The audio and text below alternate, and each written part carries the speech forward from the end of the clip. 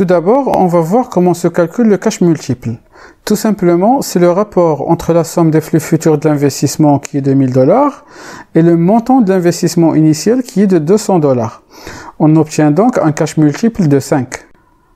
Ensuite, pour tous ces investissements qu'on avait vus dans les cas précédents, on a la même somme des cash flows et le même montant de l'investissement.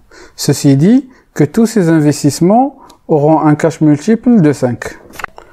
Donc, pour choisir l'investissement le plus rentable, donc il faut dans un premier temps voir le cash multiple.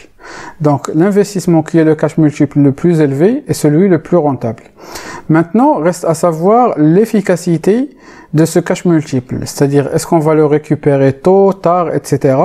Et donc ça, on va le savoir à travers l'analyse principalement du TRI et ensuite de la vanne. Mais principalement à travers l'analyse du TRI, parce que c'est le TRI qui mesure l'efficacité de l'investissement.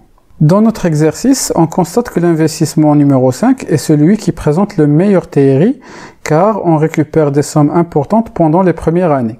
Et par conséquent, puisqu'on récupère des sommes importantes pendant les premières années, le poids de l'actualisation n'est pas grand.